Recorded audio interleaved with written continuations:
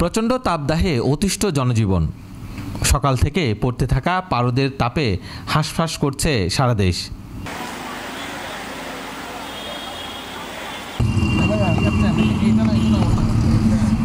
এই গরমে সবচেয়ে বেশি বিপাকে পড়ছে রিকশা চালক থেকে শুরু করে শিশু ও বৃদ্ধরা। চট্টগ্রামের তাপমাত্রা ৩৬ ডিগ্রি সেলসিয়াস হলেও অনুভূতি হচ্ছে ৪৩ ডিগ্রি। এর সঙ্গে উচ্চ আর্দ্রতা যুক্ত হয়ে তাপমাত্রা আরও অসহনীয় হয়ে উঠেছে। এই গরমে ডায়রিয়া, সর্দি, জ্বর, বমিসহ নানা রোগে আক্রান্ত হচ্ছে শিশু ও নানা বয়সের মানুষ।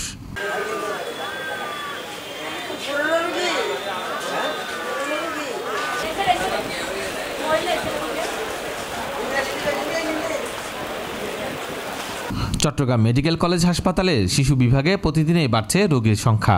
চিকিৎসকরা বলছেন, অতিরিক্ত গরমে শিশুরা সহজেই পানি শূন্যতায় ভুগছে। এখন তো প্রচুর গরম পড়ছে, গরমের মধ্যে আমরা গাড়ি চালাচ্ছি, গাড়ি চালাতে আমার কষ্ট হচ্ছে, কিন্তু রোগ জীবাণু বাইরে গেছে।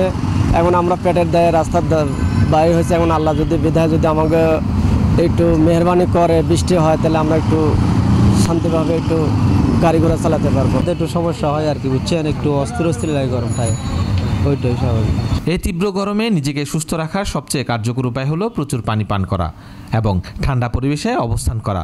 গরমে অতিষ্ঠ হয়ে অনেকে ডাবের পানি ও দই চিড়ার মতো ঠান্ডা জাতীয় খাবার খেয়ে নিজেকে সুস্থ রাখার চেষ্টা করছেন। অনেকে মনে করেন এই গরমে দই চিড়ার মতো ঠান্ডা খাবার উপকারে আসে। এখন বাসায় যাবো, যাই বাচ্চা ডাব কিনে লয়ে যেত, আর গরমে বাচ্চাগুলো অসুস্থ হয় বেশি, আর বয়স্ক মানুষ অসুস্থ হয়। আমরা নিজেরাই তো অসুস্থ হয়ে গেছি। রোগী অনেক বেশি, তো সেজন্য এখান থেকে ডাব অনেক বেশি কিনতেছে। আর ডাব ইনশাল্লাহ অনেক ভালো চলতেছে, আর রোগীদের জন্য তো ডাব খাওয়া অনেক ভালো।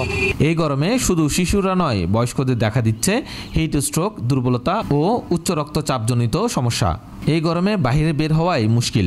পানি খেয়েও যেন শরীর ঠান্ডা হচ্ছে না। অনেকে গরমে আখের শরবত খেয়ে নিজেকে পানি শূন্যতা থেকে রক্ষার উপায় খুঁজছেন। আমাদের মিনিট হিসাবে শরীরের কাজ না হয় না, আমাদের মানে বাড়া মারতে আমাদের মনে করো পাহাড়ের ভিতরে আমরা হরান হয়ে যাই, তখন আমরা উপায় নেই, মানে নাস্তা পানি খাই আমরা কুলেতে পারতেছি না, হাড়ের বুক লাগে যায়। ওইটা থাকলে অন্তত কিছু শান্তি লাগে, ভালো লাগে এই গরমের মধ্যে। পরে স্যালাইন এগুলো খাইতে পারলে মনে করেন যে আপনার অসুস্থতা একটুখানি কমার সম্ভাবনা বেশি আর কি।